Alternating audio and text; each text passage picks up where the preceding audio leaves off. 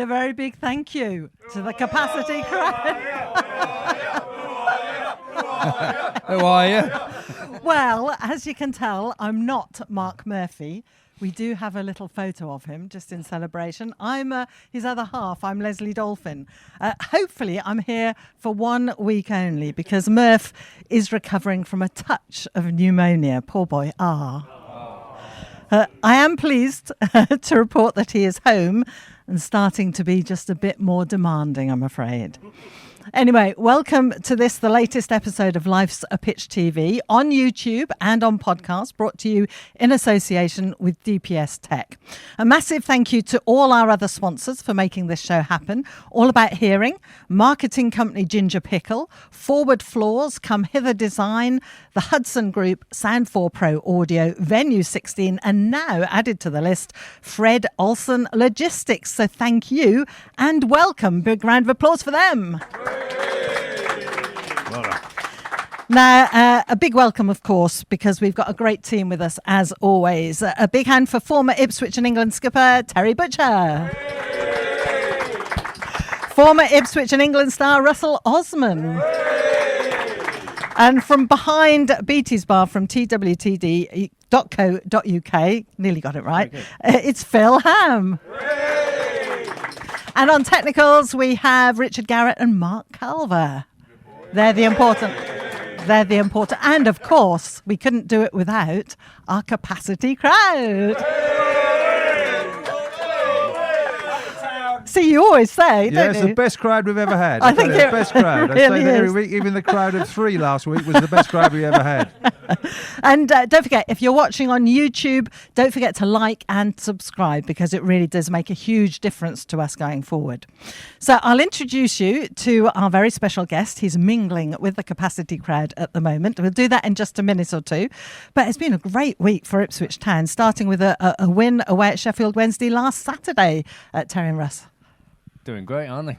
They're doing, well, you saw that game, didn't you? You saw that game live. Yep. On the TV. So I was away. So, but were they that impressive, Tam? When on the game, I saw the highlights and they looked pretty good. Were they that impressive?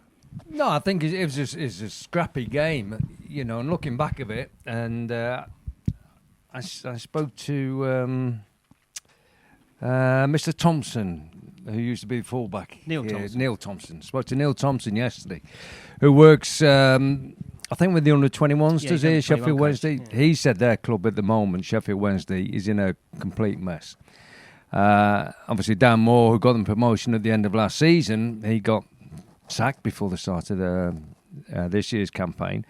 And Neil just said, you know, there's really no direction with the club at all at the moment. And when Town played them, it looked like the players hadn't really got a clue what they were doing compared to our lads who really seem to know where everybody's going to be on the pitch and what the game plan is and everything. We were very good in that. We didn't execute it as well as probably McKenna would have wanted them to, but we were miles ahead of Sheffield Wednesday, miles ahead. And should it have been more than just the one goal? Because what I saw on the TV from the highlights was Town had some really good chances, like one-on-ones, and you know they didn't put it away. No, so we had a couple of good chances. I think Freddie had a half decent chance, didn't he? That he took quite early on. We got in down the right hand side again, as we usually do with Wes Burns. He provided a couple of decent balls into the box. But again, I think it's important that sometimes we get wins like that. A little 1-0 away win where you've just had to dig it out, really, in a scruffy game means a lot more than like a comfortable 3-0 win where you've just got through the motions. But we love those 1-0 wins, don't we? We do, yeah. Any time you won away from home and it was 1-0, yeah, it was a real great stuff. Yeah, Massimo Longo said much the same after the game, that you enjoy the 1-0s more. He was good, wasn't he, on the day? Yeah. He produced some really good passes going forward as well. Yeah, but I mean, it should have been more. I think George Hurst came on second half. I think he had 2 opportunities almost immediately, didn't he? And it was there were a number of opportunities. But Massimo, he produced the ball for Leif Davies to get down the left hand side, and again it was a cut back. Connor Chaplin, again, what he does do, he hits the target, and he's gone through the defenders there, through the goalkeeper into the net, But he's executed the opportunity that he had. All he could do was make sure you hit the target. And he did that, and he did that well. And I thought Freddie was a little bit unlucky. Obviously, he didn't start the other night at Southampton, but, that game in particular was a well dug out 3 points. And Terry, you were there at Southampton, weren't you? Yeah, it was a great experience. I was there with my son, who's taller than me, so he saw more of the game than I did. But no, if you'd have told me, I had a couple of tickets right, as well for that game that you could have had. I bet people loved you behind you. Were they director's box tickets? Yeah, they were director's box tickets. Well, no, I wouldn't have changed my tickets for the world, which I bought and paid for and went there. It was fantastic, and to be with the crowd. Yeah. I haven't done that for about 50 years. This is just unbelievable. Times have changed, of course, but the crowd here. The crowd here, yeah. So I'm used to being in the crowd now. But it was, the atmosphere was great. The songs were great. Few naughty words and all that sort of thing. And the guy in front of me must have his wrist must have been so sore after the game because he was making gestures to the crowd, and I didn't know what the gesture was, but I'm not going to describe it now. But it was a bit flippy floppy with his wrist and that sort of thing. He must have about over 100 times. He said he was calling. I bet they loved you there, though, didn't they? To have you there, they just ignored me and watched the game. To be honest, it was great. It was just pure football. It was just what football's all about, being with the punters. And yeah, it was great behind the goal. I enjoyed it. And once again, Ipswich had not great chances, but won 1-0 and should have won by more than that. And I think that's in 2 games where we've had chances and we should have won by more, yet we haven't. So it's good in one respect. We've still kept it right at the other end of the pitch. Yeah, that's right. Listen, I think you would have enjoyed going back to Southampton because some of the Southampton supporters will remember when you used to play at the Old Dell. Yeah. One game in particular when I don't think it quite lasted the full 90 minutes, did you? No. No. And? Well, I got sent off. Come on. It was on Steve Williams, and anybody playing against Steve Williams would just like to kick him right up in the air, which I did twice, and I got sent off. Yeah. When Kevin Keegan came over for the second booking and was telling the referee to book me, and the referee panicked, and he got the second yellow out, and that was me off.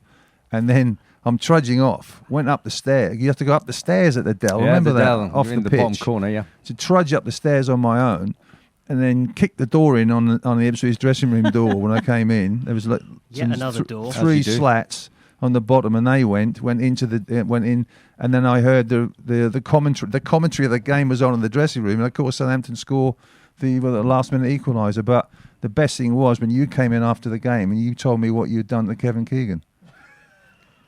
You remember that? Yeah, I do actually. Kevin was a bit naughty in the way he helped the referee get you sent off, really. He was trying to referee the game, for the whole 90 minutes, Kevin. And we'd both played with him at England level and stuff like that. And when you got sent off, the free kick that they awarded against you suddenly got swung onto the far post.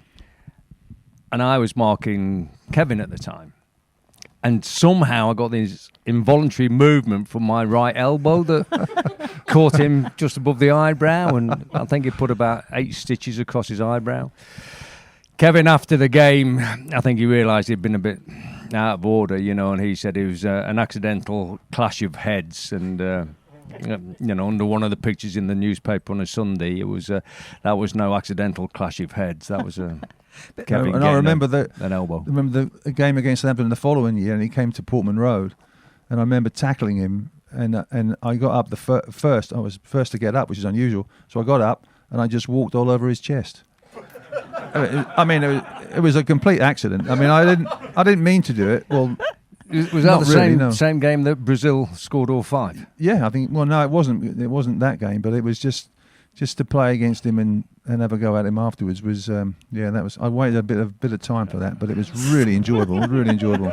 Such a role model. Yeah. You actually, Russell, you played for Southampton, didn't you? It's great to see us beating a team that's just come down from the Premiership. Yeah, they're having a bit of a tough time at the moment. Matt Gill is there with Russell Martin, and they're just finding it a bit tough going at the moment, leaking in a few goals. Leicester City, mind you, they played them the other day, and I think Leicester put, was it 4 past them? Yeah. Sunderland put 5 past them. But I played for Cardiff played for Southampton. I played for Leicester. Who else did I play for? I played for Ipswich and Bristol I played City. For Bristol. So 5 teams in the Championship. So there's going to be some good games. I don't know how you felt going to the game, but I felt going to the game, I had no worries about us winning the game. I felt really supremely confident. How do you feel about going to the game with the crowd? Yeah, I think that's it. It's those, you get into seasons, don't you, where you just feel that you go, as you say, you go with supreme confidence. You expect to win. I'm sure you, back in 80-81, expected to win games as players. Well, I think fans now, the seasons, perhaps under George, we used to feel that, and you know, the 2000-2001 season when we did so well in the Premier League, we were going to these big grounds and we were thinking, well, we've got a chance here. We're going to win here. And it's starting to feel a bit like that again this season. Yeah, it's a lovely feeling. Lovely. We'll talk more about the season when we talk to our special guest. We will introduce you in just a minute or two. Keep the tension going just a little bit. But I've had some nice comments about your programme. Clive Field, from around the world. This is Vancouver Island. Not a bad place to be, I have to say. Have you as well? Yeah, with the club. Oh, with the club, did you go? Yeah. A lovely place. Living so far from Portman Road, he says, I'm really enjoying the show and hearing from town legends. I love the chat with Alan Lee about players' songs. One of my favourites was, he's French, he's hard, he's got a yellow card. Thank you, Emmanuel Tetis. He says, I love seeing a tough player in the side, and Terry would appreciate that. Don't know what he's talking about, do you? He was tough as well, so and they were all tough in those days. And, it's what it's about. And I'm sure that the crowd would love to see someone go in with a really crunching tackle. Would you not? Yeah, well, they'd probably get a red card now, or 3 red cards, or whatever it is they get it now. But you can't do that now. So you just have to, it's just think of what you could have done, sort of thing, and just admire the way that we play the football now, which is excellent. We've been sent a flag as well, been loaned a flag, because it's doing very well, isn't it? What with the Mark Murphy photo and got if you can keep that flag in front of Mark's picture, put it in front of the photo.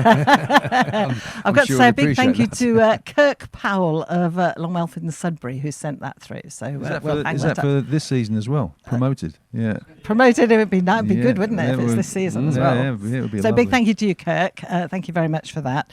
Another nice comment from Josh in Western Australia. He says, I moved here in July through uni. I'm a lifelong Town fan and a season ticket holder. Loving the show week in, week out. It's my new Friday morning routine, keeping up the cracking work and excellent guests, he says to you. Alan Lee was my hero as a young Town supporter. My first ever away game was Southend. We won 3-1 in 2006. I believe that Al bagged the 3rd goal that day. Fantastic memories.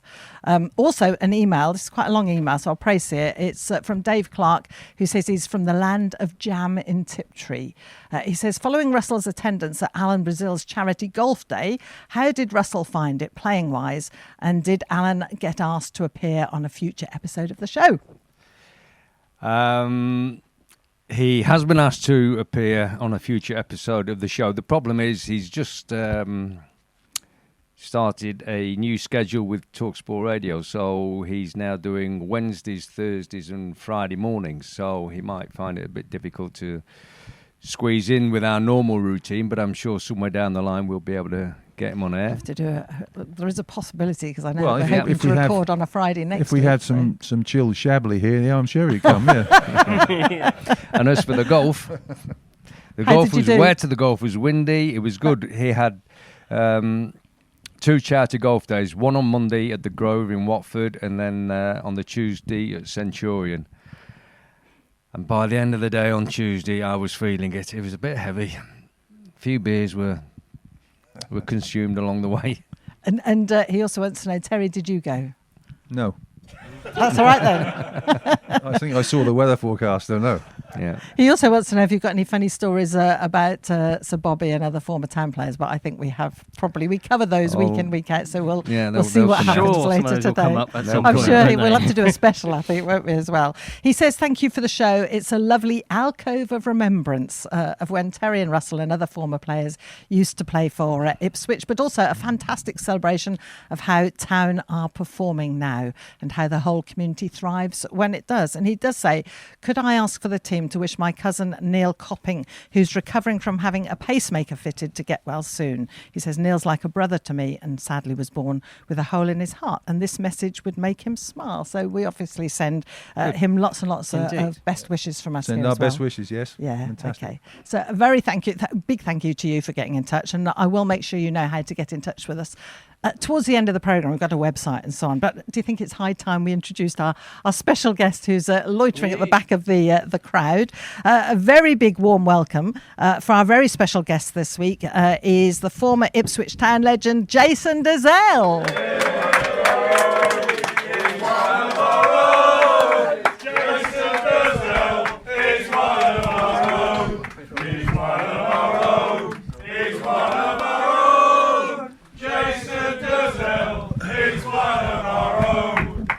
Very good. The crowd definitely in good voice, aren't they? They are. Jason, thank you for coming along. I didn't stand up there because you are vastly taller than me. I have to say, I need an orange box as well. Everyone is taller. Yeah, thank you. We're been talking about Town, how they're doing so far. So what do you make of the season so far? Unbelievable, really. And the momentum they had last year has just carried on, and just goes to show, no matter what league Ipswich are in, if they're winning, the fans will come back. And what they're doing now is it's just something in the air. Something is about to happen really big, and it's been there for the last year. So it's great for everybody, especially the fans, because they've been starved for the last 25 years or whatever. They've not had a good time, and basically, it's great for the players and everyone else. But the fans, what they've been through, and now they're seeing this. Everyone's buying into what the club is trying to do. So it's just a great time to be an Ipswich fan at the moment. Take us back to your earliest memories, because you used to watch Town as a youngster, didn't you? I used to, watch them train and everything, because I lived 400 yards from the North Stand. So all my football education was on the park behind. So one Saturday afternoon, you could sneak in at half-time back in the 70s or whatever. I think it was about 75 when I first went. So I sneaked in at half-time and I was mesmerised from the first minute I walked in. And then it just escalated. I went every week, and then got to the FA Cup final at 11, and got to the 81 team, which, like you said earlier, walking to the ground from my house in London Road, it was a feeling, how many are going to win by today? Those feelings don't come around very often, but that was that feeling, like a bit like now, but it was just electric. Then, the next minute I know I'm standing in the North Stand with my brother watching these two. And the night games was just unbelievable, intense but unbelievable. And I was there till I made my debut. I was going to ask who your heroes were at the time. Then, so are you sitting next to two of them? Yes, of course I am. The 81 side, I loved them all. And if I was standing in the North Stand watching them, and if you would have said to me when I was 12, 3 years down the line, you're going to be playing with these guys, I would have said you need locking up. but it happened. And like I said, as a schoolboy, I get the call from Bobby, I'm having Thursday off school, you're going to train with us. All I'm thinking about is these two, because I was a striker then. So I'm thinking, Butcher Osman, Jesus Christ. What am I going to do? So the order of the day was one touch right through the session, because they're not going to kick me if you play one touch. So I just played one touch all session and got through it. So, just magical time. Wasn't there a story about you hiding in the laundry room? Yeah, you must understand, I was badly in awe of these guys, really badly. So I walked from my house. I've got to go and train with these superstars. How old were you at this time, do you think? Just 16. Okay. And I've got to walk into the change, Paul Marin, all internationals. So if you know Ipswich Town, the changing room, there's a boiler room as you go to the right. So I'm just in awe. You're still at school at this time, aren't you? Yeah. So the changing room's a bit further on than the boiler room. So I'm just shitting myself, basically. So I turned right and hid in the boiler room for 20 minutes, and I did not come out. But I had a big afro at the time, so it was a bit higher than... and then I get a shout, Jason, is that you? Yeah, just looking for a towel. And then I went into the changing room with all these players, and it was... But they were great. So, especially these two. In my early days, Butch and Russell played a big part in making me feel at ease. Do you remember him? Do you remember his debut as well? My memory isn't as good as Terry's, but I remember his debut. I remember giving him a lift home afterwards, making sure he got home safe and sound and didn't go off celebrating into the night. It wasn't a good ride home. If you know Russell, he's got the best cars, right? He's got this, pulls up with this Mercedes Jeep. I get in the front looking for a nice ride home. He goes, no, get in the back and hide under the seat. Bobby's told me to hide you from the reporters. So I'm in the back of his Jeep and then pull upside my house. My mum sees me climbing out the back. Kicked him out the back. The back thing. He said, what are you doing? He said, no, I've had to hide because Bobby didn't want me to. The Welsh press was waiting outside. So I had to jump in the back. But yeah, it was a great story. Great time. It wasn't a long ride home because it was only. No, Didn't get out of second gear. Yeah. He didn't charge you petrol, did he? No, but all my family was waiting outside. I just didn't know what was happening when I got out the back under the seat. That's all. So tell me about football itself. When did you know you were going to be a good footballer? No. I probably was more an Ipswich Town fan and thinking I'm going to make it. I was fiercely into Ipswich as a fan. I mean, my day would be go and play for South Suffolk in the morning because there was no academy in them days. Go and play for South Suffolk. Get in the bath, sing me Johnny Walk song back in the day. Get a shout from downstairs, stop swearing, and then walk to the football. It was religiously I'd done that until I played from the age of. I was looking at my first game was about 6. And did someone spot you? Is that how you came? No. I could have gone. I was training at West Ham, which came late. Okay. Because I was playing in the Essex League when I was young. So the Essex Scouts, I went to West Ham and John Lyle was the manager then. And I was going to probably sign, but Ipswich came in late. I mean, it was only giving me one winner. And there's Ipswich. It must have been amazing to walk out that first time in your own home ground as a player. Yeah, I think you're so young. I think most of it, it's only when I think back now, how did you deal with it all? I mean, when you're so young, you just go with the flow. Not really understanding the occasion. Can you remember the team? Yeah, sort of. But so I didn't know I was going to be sub. By the way, they only had one sub in them days. So we go over and I have boiled chicken and beans or whatever. Just scoffed it down. I ain't had food like that before. It was fucking lovely. And then all I remember this very well. Going into the players' lounge and the horses were on. I thought I was going to go in there and watch Grandstand or something. I mean, Paul Cooper and Eric Gates were just going nuts for the horses. Yeah. So I had a long wait for that. And then he names the team. And my name was called. And it was, Jesus Christ. I thought I was there just for the experience, maybe another time. And his name is sub. Paul Cooper was in goal, obviously. Yeah, just to put you out of your misery. Yeah, go on. George Burley. Yeah. Butch. Yeah. So Coop, Bunch, George. Did you play? Did you? I played. Yeah. You played that, didn't you? Yeah, I played that one. Yeah. McCall. McCall played. Walkie played. Walkie played. Paul Mariner played. Mars played. Because that was his last game. Was it? Yeah, and my first. Yeah. So Eric played. Eric Gates played. Kevin O'Callaghan played. 2 midfield lads. Brennan. Missing. Mark Brennan. Yeah. Got him. And the other blonde. Putney. You got him. Yeah. Putney, Trevor Putney, yeah. You got the lot. Yeah, I got the lot. So mad team. You're on the bench. Yeah. And then at some point you get the call, don't you? Yeah, 29 minutes. 29 minutes, Eric Gates gets injured and I'm on. So how does that feel? Again, you think it just goes, luckily you're so young, it just goes over your head. You don't have time to think.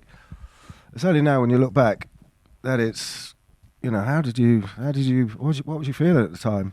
But, like I said, I can't remember feeling too much. Just too young, schoolboy. So maybe that helped in my favour. Did you get into the game? Do you feel you played pretty well? Don't think there was nothing special happening. But, fate is fate, isn't it? Something's got to happen. And then it especially the stand where I used to watch the players, these great players play. The 81 side, I was there for years, and to score in that end, it was always, I think, something was going to happen. So it's a big shout, though, for manager Phil. Sorry, to come on for an hour, a 16-year-old schoolboy, you're thinking, crikey, might be able to bring him on for 15 minutes at the end of the game. Yeah, exactly. I don't know the build-up. I don't know if you had a bad result the week before the fair. I think you might have done, but I think it might have been Shrewsbury in the cup or something. Yeah, lost 2-0 at Shrewsbury the previous week. So, right. but still, it's Lost 2-1 at home to Birmingham the previous week. Yeah, sorry. But, there's reserve players there who was ahead of me. I'm just a skinny little schoolboy from Elliott Street, just around the corner. And to get the call, looking back now, it was huge. Yeah, but I think people like Bobby Ferguson, the manager, Charlie Woods, they could spot a good youngster. Yeah, they knew and they had confidence in their ability to spot a good youngster. I think that was the reason. I think it was not long before that we played. I think this was the turning point. All right, okay, I'm going to put him in. We played Chelsea away, and this was Mickey's Droy. Oh. Yeah, that's what I'm saying. I had that Giant. same feeling with him as I did with you two when I was giant walking to the Mickey Droy. ground. Yeah, and that was a reserve game, and I was up front then. And it's got Mickey Droy up and Doug Wrigley as well. Them two are centre halves. And like I said, I had a little plan, just play really early, and I managed to score in that game as well. So I think he managed to think, all right, he's handled that. He's handled that. This is Mickey Droy. If you don't know, Mickey Droy is well-known Chelsea player back in the 70s and 80s. He's handled this. We'll give him a go. So talk us through the goal. Butch was involved. Cool. We haven't got long enough, have we? Was I? You was involved. Was I? You played the free kick up to Walkie. Oh, I played a free kick, yeah. Anybody That's can play a free an kick. assist for me. That's an assist. It was a great ball. Walkie knocks it down, and then there was a race between me and the defender, and I got there first and hooked it over the keeper. So, yeah. And then celebrate in front of the North Stand. Yeah, all my friends. What did you feel when you struck it and it's gone in? What did you think? Because we thought, thank God. See if he'd missed that, I'd have had him in the bath. I tell you that, I'd have smacked you. Well, I thought you was going to have me in the bath and played it. Norwich in the semi-final. We move on from there. We move on from there. No. Semi-final. Well done, now, still awake. Yeah. I thought I was in trouble with you then. But what did you feel? What did you feel? I mean, can you remember it, or was it all a blur? Like I said, just think you're so young. It's just everything goes over your head. Yeah. Do you know what I mean? You're so young, everything just goes over your head. It's only now that I think back and think, Jesus Christ. But I can only say not a lot, because you're actually so young. You're not thinking of the enormity of the occasion, or all I'm thinking about is what I used to feel was more as a supporter than thinking I was going to be a footballer. This happened so quick that you really didn't have time to think. So you were protected from the reporters. Was your? I bet you were in the paper though, weren't you? Yeah. So I got up Sunday morning and I was on the back pages, and then looked at the front. My mum's done a double spread at the front. Yeah, she's smart, she is. So, yeah. Again, it was like, because I went to play for my Sunday league side on the Sunday. Oh, straight up? Yeah. I was going to play, because after we was out in Essex, I didn't think no one would be there, but the press were all over it, and I didn't play in the end. They went to your school, didn't you? You were at Chantry, weren't you? And Then the press descended on Chantry High School on the Monday, and we got out at playtime. Did I say playtime? What do you call it? No, Break. It was break. I said playtime, didn't I? Break, yeah. No, covered. Was it a nursery time? Was it? Oh, yeah. You know what I mean. He was in short trousers. You know what I mean. During the break, it's all organised and get the whole school out, and the whole school in the playground, and I'm in the middle. Again, keep you up, as we're going to do later. I hope I get more than I did there. Good luck with that. He's giving it away. I've done about 5, because that's the only time I went to school in shoes. I thought I looked a bit smart. And the ball's going everywhere. Yeah, so, yeah. And, that was great. So what were all your mates at school? Did they rib you, or were they proud of you? Yeah, a bit of both. Took a bit of ribbing. But, it's just really, really happy for them. Yeah. Really good. And you were with Town when they went up to the Premiership as well, weren't you? Yeah, 91. Yeah, 91. And was John Lyle was manager then? Was he as well? The thing about John is, like I said, I was at West Ham when I was 13, and then the first thing he said to me was, "I got you at last." So he was aware that I was there at 13 at West Ham. So that year was really special, because, like I said, I've accomplished a lot, but one of the biggest accomplishments that I did was to captain the football club. From 10, David Lineker got injured, and I took over around March time, and we got over the line. So of all the things I've done, that was one of the biggest. You know, this boy who's lived 400 yards got to manage captain his hometown club was huge for me. So a really proud moment. There was very little was expected of you that year, was there? Because I think you finished 14th or something like that the previous year, and very few signings. No, there was nothing. It was a few dull years. Really, crowd were disappointed with everything that was going on. I think our first game was against Tranmere in front of 8,000, something like that. But it was, so the fans had just completely given up in a way. So after the 81 side, you know, and all that, the success they had, this was not a good time. And it just came from nowhere. But like I said, that year I'll always say we didn't have the best team, we had the best manager. And that we got to Christmas in first place, and it just kicked on from there. And it had to feel like it did now. The supporters were going everywhere. And they got us over the line. It was a brilliant cup run that year as well. Yes, there was. Liverpool or Wales should have beat them at home. Actually, I remember that game. The windiest game ever. ever. I think Johnny Walk hit the bar, and took them up to there, and 2-1 in extra time. We're leading. You scored the second goal. Yeah, but a minute later we were 3-2 down. It was crazy day. Still celebrating the goal, were you? Hey? Yeah. No, it is. Yeah, I mean, if you ever saw the game, there was a free kick on the edge of the box. It was never a free kick, but the free kick was special by Mulby, and Forrest didn't even move. And next thing you know, you're 3-2 down. So it was McManaman, wasn't it? McManaman got the winner. Yeah.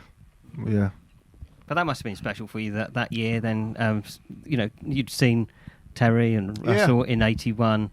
Yeah. On the town hall steps, and it was your turn in '92 to be on the exactly. On the I was as a supporter in '78 on the Cornhill, and '81 on the Cornhill on the top of boots, really high up, and like I said, to be on that balcony as a player, it's what dreams are made of. To be honest with you, special, isn't it? No, it's what dreams are made of. Like I said, when you could hear the roars from my house on a Saturday afternoon, and at 5 or 6, you don't know what it was.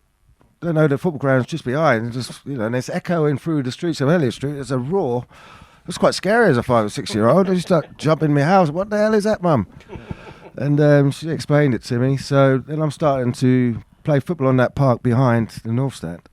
And that's where it all started. So these are just dreams for me. And honestly, that park started for us as well, because we used to train over there, didn't we? With the youth team, we did a lot, Charlie Woods, because we only had one pitch for 3 teams, so we trained over there. What I used to do in '81, we had the tango balls, didn't you?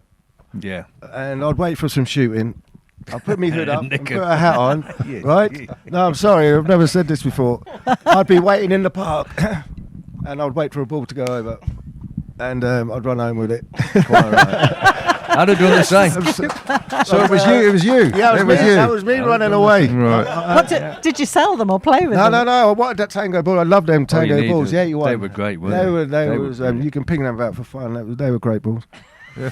Was it the colour? I don't know. No, they're black and white. Well, you know what they are. Yeah, they were fantastic Adidas ball. It was brilliant, and we used to use those other stupid ones years before, didn't we? The red and white ones. Surridge Cobbler. Oh, yeah. Well, the Surridge Cobbler or that Minerva thing, that Mitre Minerva thing. Yeah, because every club had band round it. Could have their own ball contract. So every club had a different football. Yeah. Somebody must have done a deal on that contract for those balls we were using that was not playing, because you wouldn't play with those balls. No. If you could get those Adidas Tangos, they were like. That's what I'm saying. I would. No, they were that good. There weren't many going over. Do you know what I'm saying? But you'd have to wait for one to hit the bar and then go over, and then that's what happened. Then I'll be on my bike home. You got a bike as well? No, running. Was that where you got your pace from? Was it? Yeah. I didn't get caught anyway. So that's is that in the book? Because you're writing a book at this very minute, aren't we? Yes, I am. Yeah. That will be in the book. Is that? Yes, definitely. What's it been like looking back? Has it brought back lots of the memories? Yes. For different reasons. There's a lot in the book which is not football related, which the book will say. Unfortunately, for a good book, you've got to have lots of highs, lots of lows, a bit of trauma here, there, and everywhere, which I've had.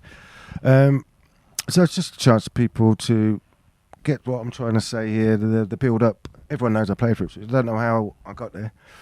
And life after football. So, yeah, this will be a good read, I hope. And you'll come back before, because I know Mark. Yeah, I'm definitely coming back. Mark Murphy was gutted that he wasn't going to be here to talk I think I'm about halfway through it. Yeah. So, got to get it right. We'll look forward to it. Yes, I'm sure you will. Back for that. Now, you mentioned Keep It Up, and you have said you're going to do it, haven't you? So I think a big round of applause before I even start. Let's go, Jason. So the Keep It Up challenge, and in fact... There's no pressure. We have no pressure. We've updated the list, which if I can... No. I'll quickly tell you, so far, Well, Luke Chambers is at are, 59, Alan Lee is at 58, Connor Chaplin 52, Russell Osman 28, Mickey Stockwell is tall, isn't he? 11. Now, don't forget the ball, so what was the excuse again? Tight jeans. Nearly 60. Tight jeans. What was it? What was the other one? Bad toe. Anything else? Yeah, you always had a bad Tight toe. jeans. No pressure from us, Jason. So 59, I think didn't Alan Lee did use the wall, I think, a bit, didn't he? So, and the audience, you get 60 seconds. That's your target. 60 seconds. Phil Ham, what did you get? Okay, Just right. the one. Let's go. Okay, so it is time for the Keep It Up challenge.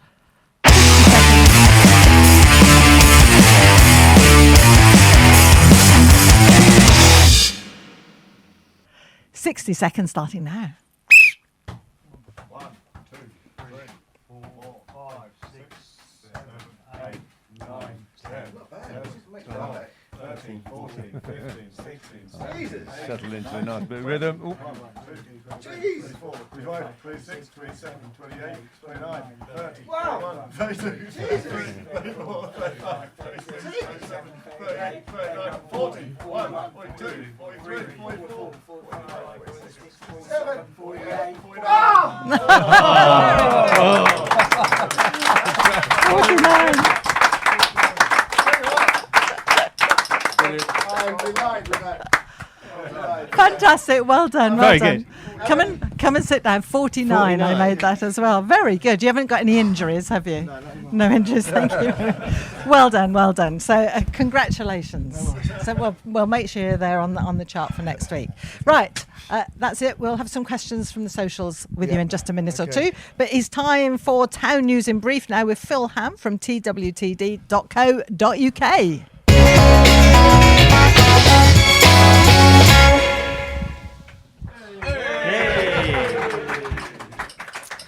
Here is the news.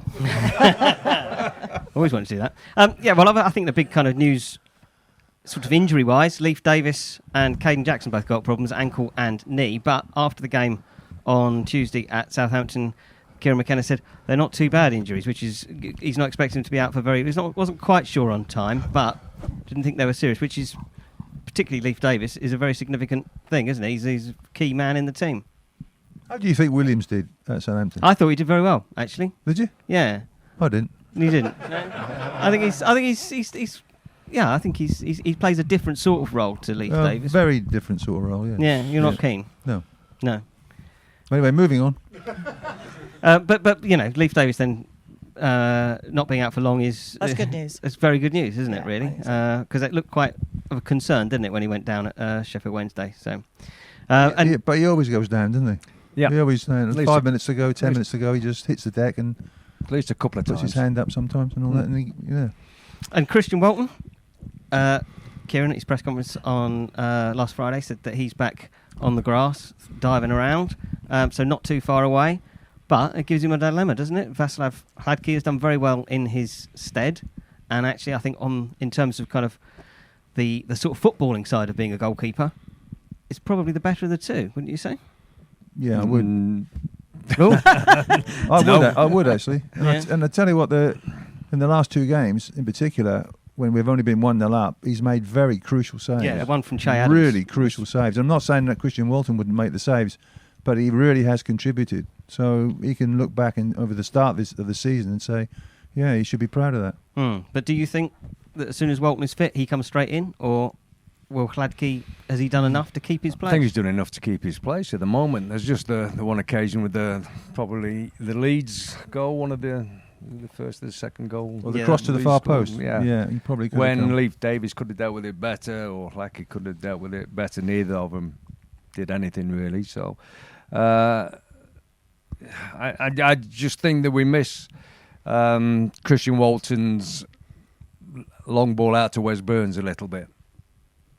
You know, that's why I think he's a little bit better with his feet. Hladky does give me the jitters a little bit when he starts rolling the ball around with the bottom of his boot. But, you know, while he's doing it and doing it well, keep it going. He hasn't lost the ball yet in that circumstance, has he? No. Yeah, Christian Walton's got to wait till he gets the opportunity to get back in goal. You know, and I don't think Hladky's going to give up his position there very easily. No, I don't. I agree with you. I think he's. I don't think it's a straight in and out job. No. And start to the season, as we all know, fantastic. 6 wins in 7, best since 1980-81, which a couple of people here were involved in. When you won 7 out of 8, and you actually drew the other rather than losing. So illustrious. So our record was better. Yes. Yeah. Okay. So still unbeaten. Yes, it's all right. Yeah, I'm not. You're better. I just wonder where you're going with this, but there we are. Well, I thought it was a neat, nice thing that to bring back your. Yes, thank you. Remarkable start to that season, which obviously was the greatest season in the club's history, as I'm sure Thank you you agree. Thank you, Phil. So far. Stop crawling now. You can get on with it. And only 5 teams have won 6 of their first 7 games in the Championship in the last 10 years, 3 of which are this season, which is extraordinary, isn't it? Yeah. This is a tough league. It's a tough league, isn't it? I mean, it's already like we saw a tough league last year with Plymouth beating us and pipping us right at the death, but. Yeah, it adds. I mean, teams up there that you sort of think, well, Preston are up there, so this is going to be a tough season. It is going to be tough. Yeah, I think the points totals this year are probably going to be higher than the points totals in the Championship last year, because I think last year was fairly close, other than Burnley, wasn't it? I think. Yeah, it's going to be tough though. Yeah, and big news last week was that Mark Ashton announced a training ground upgrade. Now, two of you have worked at the training ground relatively recently. Well, you worked at the training ground as well, haven't you? And do you feel it's slipped behind where it should be? Yep. Well, I don't know whether it's slipped behind. It's just not. It's not kept up to speed with how the rest of the club is going at the moment. You know, it has to a certain point, but I think they need to keep it going. So you can't stand still at the moment. You know. It's a big club, lots of players. They need the room, they need the space, they need to keep improving every department of the club at the moment. Jason, you've probably seen other training grounds, current training grounds. Yes, I have. But yes, they're spending money. You go to Portman Road, the construction's what they're doing, because I'm based down there now. Yeah. The money they're spending on just tidying it up, because it was a mess. Even like the statues were a mess. Everything's just been cleaned up. It's starting to look like a proper football ground again. And the training ground, yes, it needs upgrading to kick on. But they've hardly spent any money. I mean, Marcus didn't spend anything up there. Nothing. So the pitches, all the pitches that didn't have drains. There's one sprinkler system on one pitch. Yeah, I know. Poor. Yep, this new regime, they're giving it a real good go, and. Which, for us to be a top football club again, which we're on our way. But I think it does show as well that the board and the owners of the football club want to invest in the academy to bring through good young players and keep the tradition and history of the club. They're investing in the community project. What they're doing, they are putting some serious money into that. So everything about the club is is just geared up for us going in. To the promised land, so to speak. So, and hopefully we'll get there. And international news, your friend, Chris Kiwomya, manager of the British Virgin Islands, saw them to 3-1 win last week. Their first victory for 11 years. So they're obviously a very low sort of. The population is about the same as Portman Road's capacity. Yeah.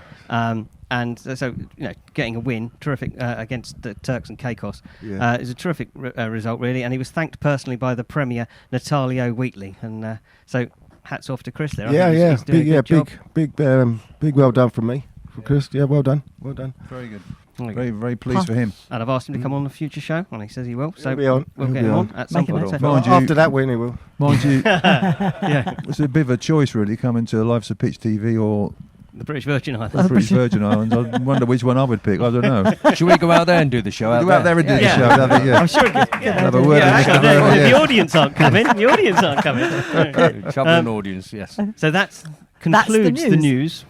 Thank you very much, Phil Ham, concluding the news for today. So that leads very nicely to Russell Osman and what has been happening to Ipswich Town in years gone by on this day. And this is sponsored now, I gather, by Fred Olsen Logistics. And as I said, presented by none other than Russell Osman. Yeah, my little Ipswich Town on this day book from Dan Botton, who I hear on the grapevine... Or Phil told me, actually, that he's going to do another book, yeah? Yes, indeed, he is, yes. Great stuff. I like this book. And on this day, on Saturday the 21st of September, back in 1991, Bristol City were destroyed 4-2 in Suffolk as Town stayed second in Division 2. John Lyle's men put in a tremendous performance, capped by Paul Goddard's excellent final goals. So you would have been in that, would you? Bristol City? Yeah. 91? It was. 91? Yeah, I'd have played in it. 91. Yeah. Obviously a very memorable match for you. Yeah. Were you at Bristol City then? September. No, I don't think I was, actually. No, I actually got there in November 91. As a result of that game, probably. Yeah. Probably. Yeah. Jimmy Lumsden, who was the manager at the time, I moved there in 1991 because he had a fallout with the Southampton manager then. I won't go into that one. Also on this date in 21st of September, one of your other teammates, he was parading his wares. Winger Kevin O'Callaghan played alongside BBC football pundit Mark Lawrenson as the Republic of Ireland crushed Iceland 3-0 in Reykjavik. Wow. Mm. Yes, I seem to remember that match. No, you don't. No, I don't. And that is it. Those are the only two entries on the 21st of September. Yes, well, there'll probably be more next time when Dan does a new version. So, lovely. Very good. Thank you very much indeed. So we left you at the Premier League, didn't we? You just reached the first Premier League season. How was that? Again, well, you got to be careful. We came up momentum from the year before, and we got to January in third place, but nearly went down. So what was it? Plus, we got to the quarterfinals of both cups, third in the league. But we took a hiding by Arsenal in one of the games, and we didn't recover. Plus, we didn't have the squad for any injuries. We had a really good 11. They stayed fit. And, yes, we get to January, and, we're thinking quarterfinals, third in the league.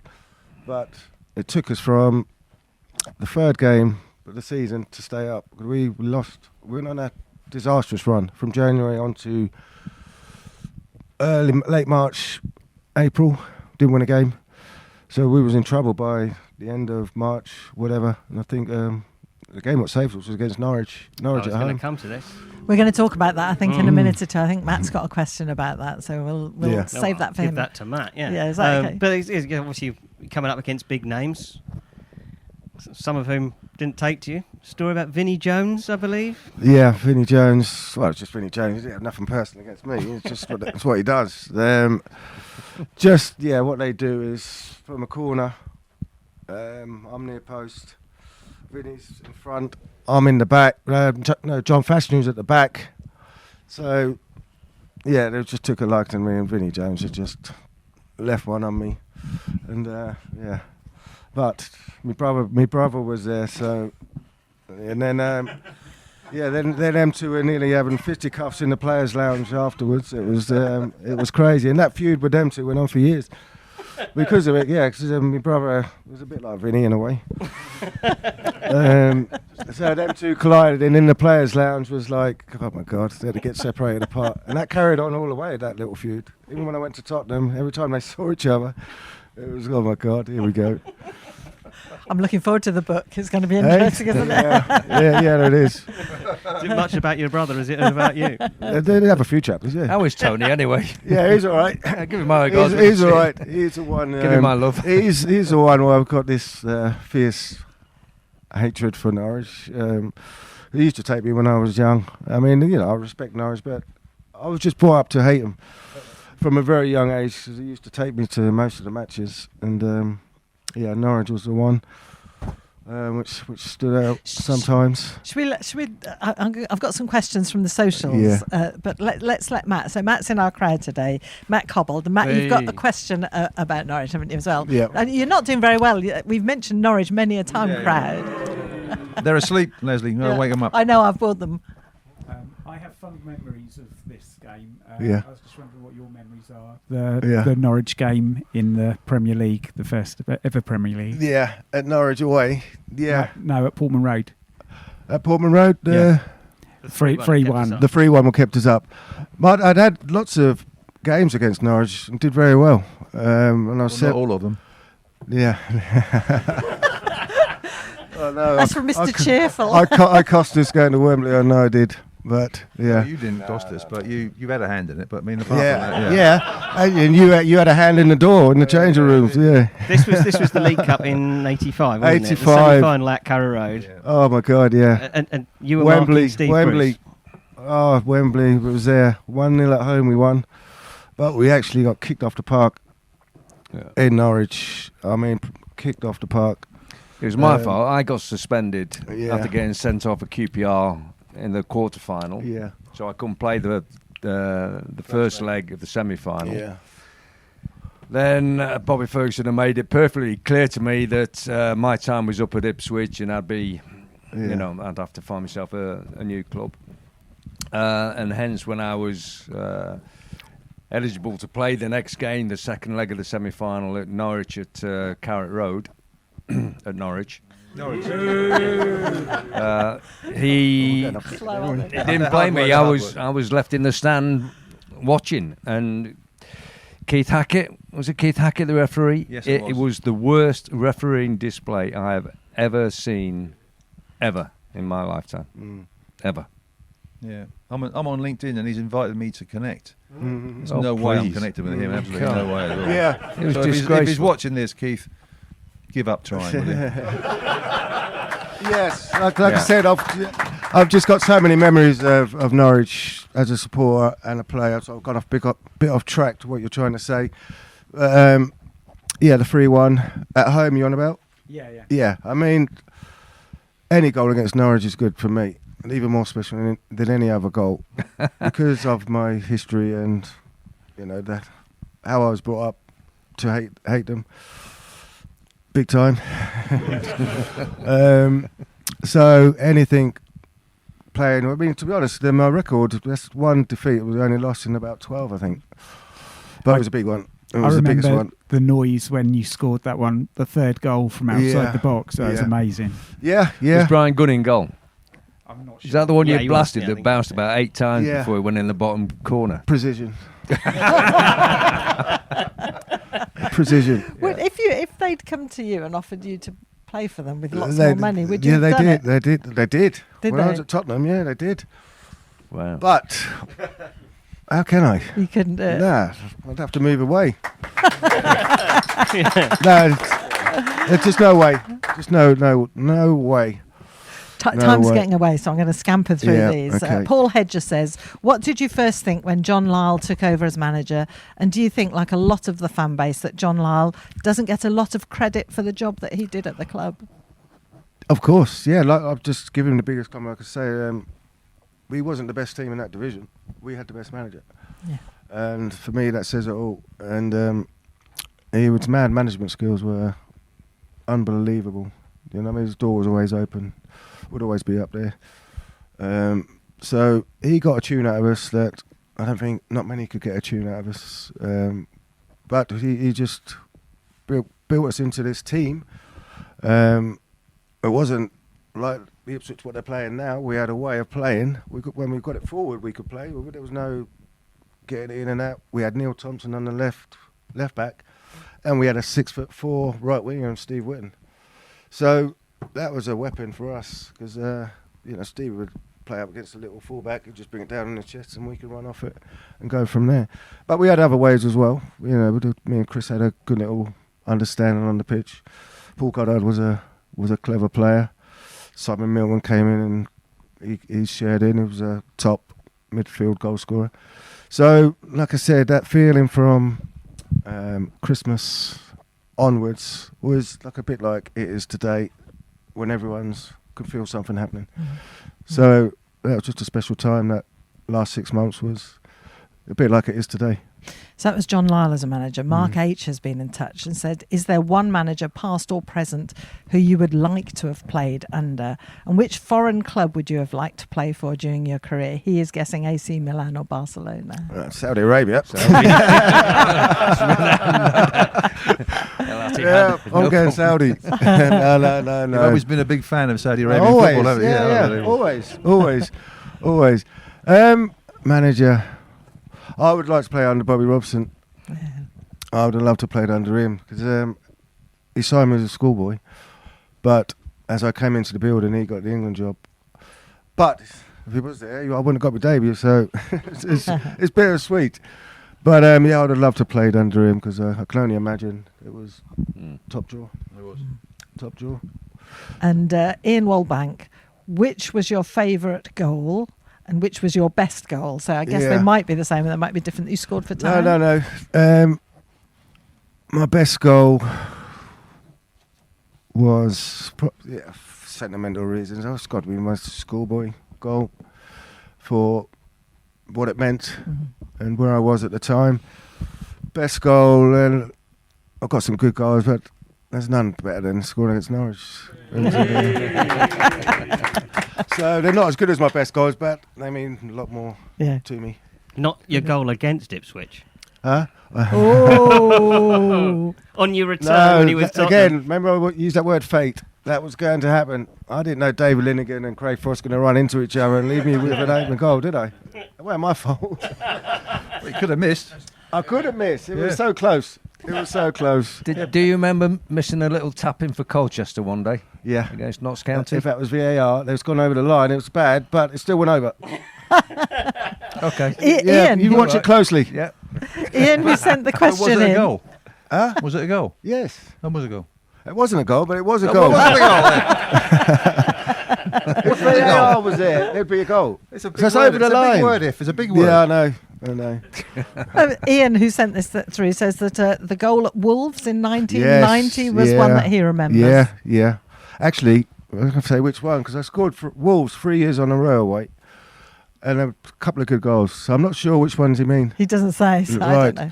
Pick your favourite. Well, there was a volley from just outside the box, could be that one, and there was a inside left channel, kind of I whipped into the top corner one. So and another one. No, I'm not joking. I think my three best goals were Wolves away, year after year after year.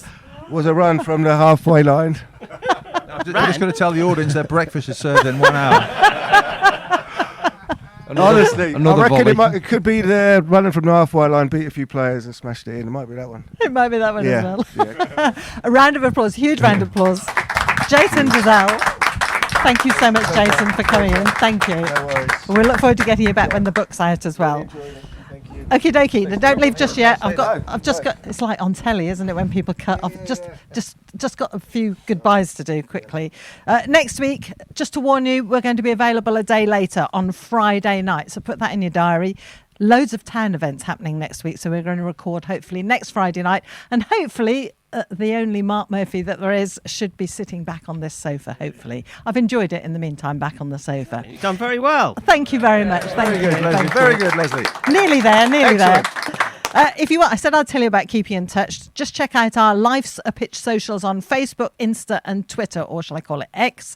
On YouTube, go on, as we always say, like and subscribe, please. It does help us keep the show going. And we've got a new website, www.lifesapitch.tv. I've not written TV That's there. right. Thank you. I nearly got it wrong.